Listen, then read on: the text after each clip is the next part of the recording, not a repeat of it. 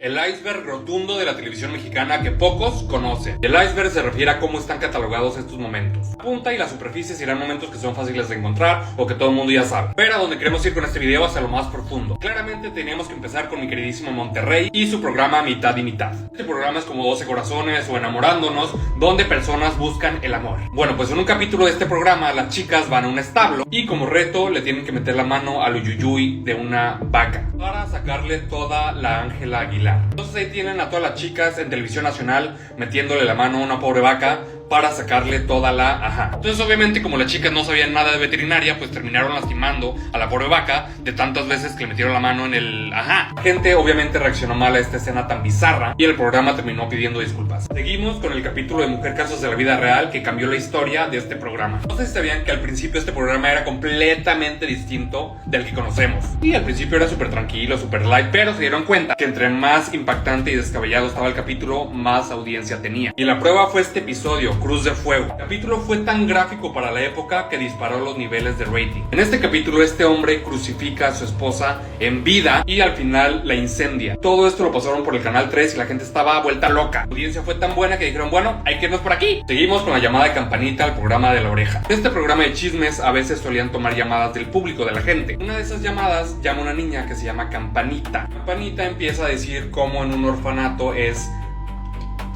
y empieza a decir todas las cosas horribles que le hacen pasar en este lugar. Se pone muy tenso el ambiente. Después de que la niña empezó a contar todas estas cosas espantosas, todos se quedaron fríos y la llamada termina. Se rumora que la policía tomó cartas en este asunto, que buscó el caso, rastrean la llamada y se dan cuenta que viene de un orfanato, investigan el caso y pues se dan cuenta que no solamente los maltrataban, sino que era una red de... Esto es una leyenda urbana, no sé si... Díganme si quieren segunda parte.